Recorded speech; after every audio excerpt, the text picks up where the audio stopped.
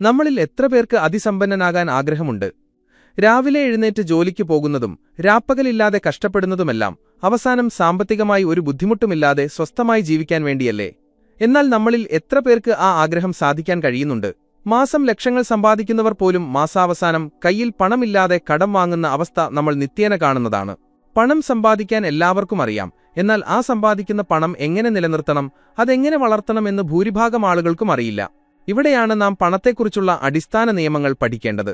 ഇന്നോ ഇന്നലെയോ ഉണ്ടായ നിയമങ്ങളല്ല, മറിച്ച് 2000-ലധികം വർഷങ്ങൾക്ക് മുൻപ് ഭാരതത്തിലെ ഏറ്റവും മികച്ച സാമ്പത്തിക ശാസ്ത്രജ്ഞനും രാജതന്ത്രജ്ഞനുമായിരുന്ന ആചാര്യ ചാണക്യൻ പറഞ്ഞുവച്ച സാമ്പത്തിക നിയമങ്ങൾ.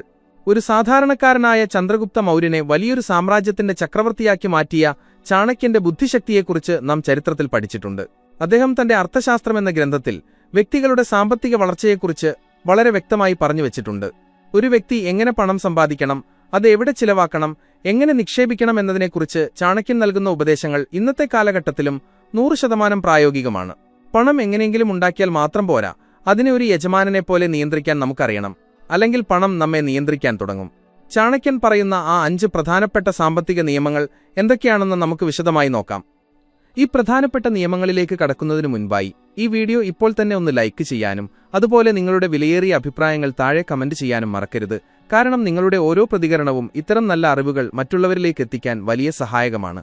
ചാണക്യൻ പറയുന്ന ഒന്നാമത്തെ നിയമം പണം എപ്പോഴും ധർമ്മത്തിലൂന്നിയ വഴികളിലൂടെ മാത്രം സമ്പാദിക്കുക എന്നതാണ്. ഇന്നത്തെ കാലത്ത് പലർക്കും ഒറ്റരാത്രി കൊണ്ട് വലിയ പണക്കാരാകണം എന്നാണ് ആഗ്രഹം. അതിനായി കുറുക്കുവഴികൾ തേടുന്നവരും തട്ടിപ്പുകൾ നടത്തുന്നവരും നിരവധിയാണ്. മറ്റുള്ളവരെ ചതിച്ചും ദ്രോഹിച്ചും അഴിമതി നടത്തിയുമെല്ലാം പണം സമ്പാദിക്കാൻ വളരെ എളുപ്പമായിരിക്കും. പക്ഷേ ആചാര്യ ചാണക്യൻ വളരെ കൃത്യമായി പറയുന്നു, അധർമ്മത്തിലൂടെയും ചതിയിലൂടെയും സമ്പാദിക്കുന്ന പണം പരമാവധി 10 വർഷം മാത്രമേ ഒരാളുടെ കൂടെ നിൽക്കുകയുള്ളൂ. 11ാമത്തെ വർഷം ആ പണം വന്ന വഴിയേക്കാൾ വളരെ മോശമായ രീതിയിൽ നഷ്ടപ്പെടുക തന്നെ ചെയ്യും. ഇതിന്റെ അർത്ഥം നമ്മൾ പണം സമ്പാദിക്കാൻ പാടില്ല എന്നല്ല. ന്യായമായ രീതിയിൽ സ്വന്തം കഴിവും അധ്വാനവും ഉപയോഗിച്ച് എത്ര വേണമെങ്കിലും സമ്പാദിക്കാം. കഠിനാധ്വാനത്തിലൂടെ നമ്മൾ നേടുന്ന ഓരോ രൂപയ്ക്കും വലിയ മൂല്യമുണ്ട്. ആ പണം നമുക്ക് മനസ്സമാധാനം നൽകും. എന്നാൽ എളുപ്പത്തിൽ തെറ്റായ വഴിയിലൂടെ വരുന്ന പണം നമ്മുടെ സമാധാനം കെടുത്തുകയും നമ്മെ വലിയ അപകടങ്ങളിലേക്ക് നയിക്കുകയും ചെയ്യും. ലോട്ടറി അടിക്കുന്നവരുടെയും പെട്ടെന്ന് വലിയ തട്ടിപ്പുകളിലൂടെ പണക്കാരാകുന്നവരുടെയും ജീവിതം കുറച്ചു കാലങ്ങൾക്ക് ശേഷം വലിയ തകർച്ചയിലേക്ക് പോകുന്നതിന്റെ കാരണം ഇതാണ്. അതിനാൽ നിങ്ങളുടെ കഴിവുകൾ വളർത്തുക, പുതിയ കാര്യങ്ങൾ പഠിക്കുക, ആത്മാർത്ഥമായി ജോലി ചെയ്യുകയോ ബിസിനസ് ചെയ്യുകയോ ചെയ്യുക. അതിലൂടെ ലഭിക്കുന്ന ചെറിയ വരുമാനം പോലും കാലക്രമേണ വലിയൊരു സമ്പത്തായി മാറും. രണ്ടാമത്തെ സാമ്പത്തിക നിയമം വരാനിരിക്കുന്ന ആപത്കാലത്തേക്കായി പണം എപ്പോഴും കരുതിവെക്കുക എന്നതാണ്. മനുഷ്യന്റെ ജീവിതം എപ്പോഴും ഒരുപോലെയായിരിക്കില്ല. ഇന്ന് നമ്മൾ നല്ല ആരോഗ്യത്തോടെയും നല്ല വരുമാനത്തോടെയും സന്തോഷമായി ജീവിക്കുന്നുണ്ടാകാം. എന്നാൽ നാളെ എന്താണ് സംഭവിക്കാൻ പോകുന്നതെന്ന് ആർക്കും പ്രവചിക്കാൻ കഴിയില്ല. അപ്രതീക്ഷിതമായി വരുന്ന വലിയ അസുഖങ്ങൾ, ജോലിനഷ്ടം, ബിസിനസ്സിലെ തകർച്ചകൾ അല്ലെങ്കിൽ വലിയ സാമ്പത്തിക പ്രതിസന്ധികൾ എന്നിവ ഏതു നിമിഷവും നമ്മുടെ ജീവിതത്തിലേക്ക് കടന്നുവരാം. ചാണക്യൻ പറയുന്നു, ഒരു ബുദ്ധിമാനായ മനുഷ്യൻ തന്റെ നല്ല കാലത്ത് ലഭിക്കുന്ന സമ്പത്തിന്റെ ഒരു ഭാഗം എപ്പോഴും മോശം കാലത്തേക്ക് വേണ്ടി മാറ്റിവെക്കണം. എനിക്കിപ്പോൾ ധാരാളം പണമുണ്ട്, എന്നെ ഒരു ആപത്തും ബാധിക്കില്ല എന്ന് അഹങ്കരിക്കുന്നവൻ ഏറ്റവും വലിയ വിഡ്ഢിയാണെന്നാണ് അദ്ദേഹം പറയുന്നത്. കാരണം എത്ര വലിയ സമ്പത്തും ചില പ്രത്യേക സാഹചര്യങ്ങളിൽ ഇല്ലാതാകാം. അതുകൊണ്ട് നിങ്ങളുടെ വരുമാനത്തിൽ നിന്ന് എല്ലാ മാസവും ഒരു ചെറിയ ശതമാനം എമർജൻസി ഫണ്ടായി അല്ലെങ്കിൽ ആപത്കാല നിക്ഷേപമായി മാറ്റിവെക്കണം. ആ പണം മറ്റ് ആവശ്യങ്ങൾക്കൊന്നും എടുക്കാൻ പാടില്ല. അത് നിങ്ങൾക്ക് എന്തെങ്കിലും അത്യാവശ്യം വരുമ്പോൾ മാത്രം ഉപയോഗിക്കാനുള്ളതാണ്. ഇത്തരത്തിലൊരു സമ്പാദ്യം കയ്യിലുള്ള ഒരാൾക്ക് ജീവിതത്തിൽ എന്തൊക്കെ പ്രതിസന്ധികൾ വന്നാലും അതിനെ ധൈര്യമായി നേരിടാൻ സാധിക്കും. പണം ഒരു കവചം പോലെ നിങ്ങളെ സംരക്ഷിക്കും. മൂന്നാമത്തെ നിയമം സമ്പാദിച്ച പണം എപ്പോഴും നിക്ഷേപിക്കുക എന്നതാണ്. പലരും വിചാരിക്കുന്നത് പണം ബാങ്ക് അക്കൗണ്ടിലോ അല്ലെങ്കിൽ വീട്ടിലെ അലമാരയിലോ ഭദ്രമായി പൂട്ടിവെച്ചാൽ നമ്മൾ വലിയ പണക്കാരാകുമെന്നാണ്. എന്നാൽ ചാണക്യൻ പറയുന്നത് ഒരിടത്ത് വെറുതെ കിടക്കുന്ന പണം പെട്ടെന്ന് നശിച്ചുപോകും എന്നാണ്. അത് കൃത്യമായി നിക്ഷേപിച്ച് വളർത്താൻ കഴിഞ്ഞില്ലെങ്കിൽ ആ പണം കൊണ്ട് യാതൊരു പ്രയോജനവുമില്ല. ഇതിനെ ഇന്നത്തെ കാലത്തെ സാമ്പത്തിക ശാസ്ത്രവുമായി ബന്ധപ്പെടുത്തി നോക്കിയാൽ ഇതിലെ യാഥാർത്ഥ്യം നമുക്ക് മനസ്സിലാകും. നമ്മൾ പൂട്ടിവെക്കുന്ന പണത്തിന്റെ മൂല്യം വിലക്കയറ്റം കാരണം ഓരോ വർഷവും കുറഞ്ഞുകൊണ്ടിരിക്കുകയാണ്. കഴിഞ്ഞ വർഷം 100 രൂപയ്ക്ക് കിട്ടിയിരുന്ന സാധനങ്ങൾ ഇന്ന് വാങ്ങണമെങ്കിൽ 110 രൂപ കൊടുക്കണം. അപ്പോൾ കഴിഞ്ഞ വർഷത്തെ 100 രൂപ വെറുതെ സൂക്ഷിച്ചു വെച്ചാൽ ഇന്നതിന് മൂല്യമില്ലാതാകുന്നു. അതുകൊണ്ട് പണത്തെ എപ്പോഴും ജോലി ചെയ്യാൻ വിടണം. അതായത് ശരിയായ രീതിയിൽ നിക്ഷേപിക്കണം. അത് ഭൂമിയിലാകാം, സ്വർണത്തിലാകാം, മികച്ച ബിസിനസ്സുകളിലാകാം. നിങ്ങളുടെ പണം നിങ്ങൾ ഉറങ്ങുമ്പോൾ പോലും നിങ്ങൾക്കായി കൂടുതൽ പണം സമ്പാദിച്ചുകൊണ്ടിരിക്കണം.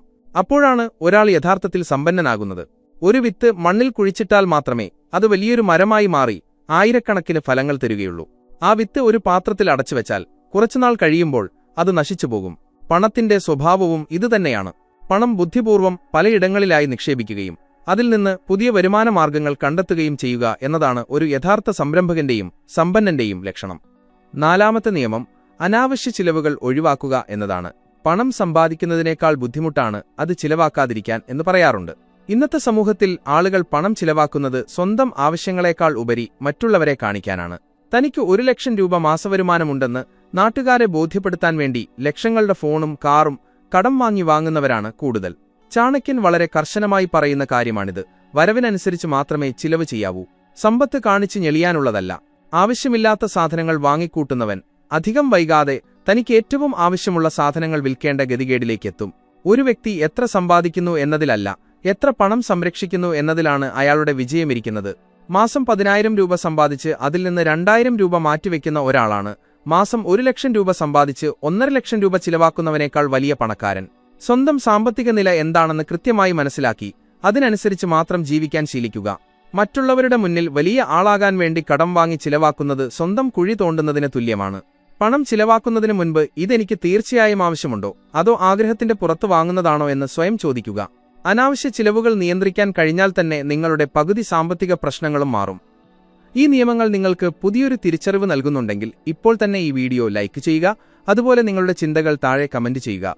അഞ്ചാമത്തെയും അവസാനത്തെയും നിയമം സമ്പത്തിന്റെ സദ്വിനിയോഗവും ദാനവുമാണ്. വളരെ ശ്രദ്ധേയമായ ഒരു കാര്യമാണിത്. നമ്മൾ പണം സമ്പാദിച്ചു, അത് സൂക്ഷിച്ചുവെച്ചു, നിക്ഷേപിച്ചു, അനാവശ്യ ചിലവുകൾ ഒഴിവാക്കി. ഇനി എന്ത് ചെയ്യണം? ആചാര്യ ചാണക്യൻ പറയുന്നു, കെട്ടിക്കിടക്കുന്ന വെള്ളം എങ്ങനെയാണോ ദുർഗന്ധം വമിച്ച് ഉപയോഗശൂന്യമായി തീരുന്നത്, അതുപോലെയാണ് ഒരാൾ സ്വന്തം ആവശ്യത്തിന് മാത്രം ഉപയോഗിച്ച് പൂഴ്ത്തിവെക്കുന്ന സമ്പത്തും. പണം എപ്പോഴും ഒഴുകിക്കൊണ്ടിരിക്കുന്ന ഒരു നദി പോലെ ആയിരിക്കണം. ആ നദിയിലെ വെള്ളം കുടിക്കാൻ എല്ലാവർക്കും അവകാശമുണ്ട്. നമുക്ക് ലഭിക്കുന്ന സമ്പത്തിന്റെ ഒരു ചെറിയ പങ്കെങ്കിലും സമൂഹത്തിലെ അവശത അനുഭവിക്കുന്നവർക്കും പാവപ്പെട്ടവർക്കും നല്ല കാര്യങ്ങൾക്കും വേണ്ടി ദാനം ചെയ്യണം. ദാനം ചെയ്യുമ്പോൾ നമ്മുടെ സമ്പത്ത് കുറയുകയല്ല, മറിച്ച് അത് പല മടങ്ങായി തിരികെ വരികയാണ് ചെയ്യുന്നത്. ഒരാളുടെ ഏറ്റവും വലിയ സമ്പത്ത് എന്നത് അയാളുടെ നല്ല പ്രവൃത്തികളും ആ പ്രവൃത്തികളിലൂടെ അയാൾ നേടിയെടുക്കുന്ന പുണ്യവുമാണ്. പണം എത്ര വേണമെങ്കിലും സമ്പാദിക്കാം, പക്ഷേ അത് മറ്റുള്ളവർക്ക് കൂടി പ്രയോജനപ്പെടുമ്പോഴാണ് ആ പണത്തിന് യഥാർത്ഥ മൂല്യമുണ്ടാകുന്നത്. സ്വാർത്ഥതയോടെ പണം കൂട്ടിവെക്കുന്നവൻ അവസാനമൊന്നും അനുഭവിക്കാതെ മരിച്ചുപോകും. എന്നാൽ മറ്റുള്ളവരെ സഹായിക്കുന്നവൻ ചരിത്രത്തിൽ എക്കാലവും ഓർമ്മിക്കപ്പെടും.